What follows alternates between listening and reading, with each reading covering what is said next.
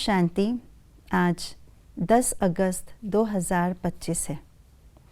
प्रसन्न चित्त रहने की फॉर्मूला आइए आज के स्लोगन द्वारा जान लेते हैं, क्योंकि हर कोई प्रसन्न चित्त रहना चाहते हैं, मगर फॉर्मूला न जानने के कारण प्रश्न उठ जाते हैं और प्रश्नों से पार रहना नहीं जानते और प्रसन्न चित्त से हम दूर हो जाते हैं। तो आइए वो फॉर्मूला क्या है जान लेते हैं आज के स्लोगन के माध्यम से। क्यों क्या के प्रश्नों को समाप्त कर सदा प्रसन्न चित्त रहो। तो आज के स्लोगन के आधार से बाबा ने एक फॉर्मूला दिया है सदा प्रसन्न चित्त रहने का। वो है प्रश्नों से पार रहे, प्रश्न चित्त ना बनो तो प्रसन्न चित्त बनेंगे।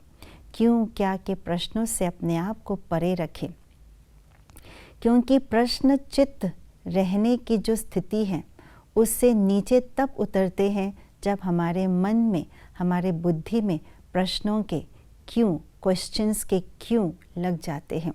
ऐसा क्यों हुआ, ऐसा क्यों नहीं हुआ, क्या, कब, कैसे।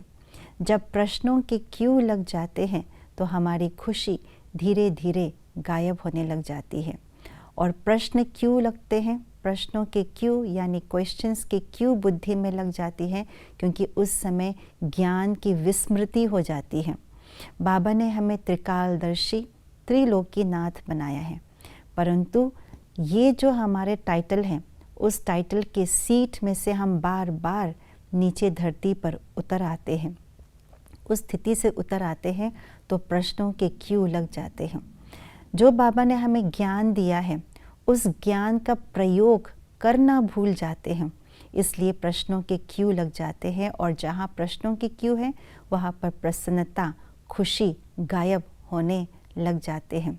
इसलिए ज्ञान को हमारे अपने नज़रों के सामने रखें, ज्ञान के तीसरे नेत्र को खोलें और उस तीसरे नेत्र से देखने का पुरुषार्थ करें। जहाँ ज्ञान का तीसरा नेत्र खुला हुआ होगा तो वहाँ पर हर क्वेश्चन का आंसर हमें मिलती रहेगी। ऐसा क्यों हुआ का ऐसा हुआ, इसलिए ऐसा हुआ, ऐसा आंसर मिलती रहेगी। यानी कारणें जो है वो निवारण होते जाएंगे। कोई भी प्रॉब्लम हमारे सामने आती है तो ज्ञान का प्रयोग करने से सॉल्यूशंस मिल जाते हैं, और जहाँ सॉल्यूशन मिल जाता है वहाँ पर हमारे अंदर प्रसन्न चित्त के भाव आ जाते हैं, खुशी के भाव आ जाते हैं। और साथ साथ योग युक्त भी रहे।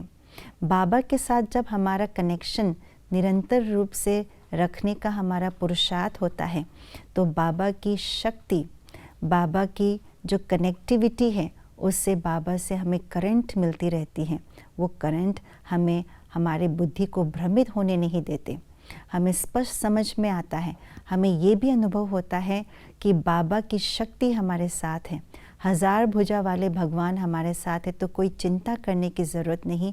और साथ साथ हर परिस्थिति के पीछे का राज क्या है ये भी समझ में आता है, और उस राज को कैसे हमें हल करना है, उस कारण को कैसे हल करना है, इसकी भी युक्ति पता चल जाती है। इसलिए प्रश्नों से पार रहना है और प्रसन्न चित्त रहना है, और उसके लिए ज्ञान के जो तीसरे नेत्र है उसका उपयोग करते रहे। ओम शांति।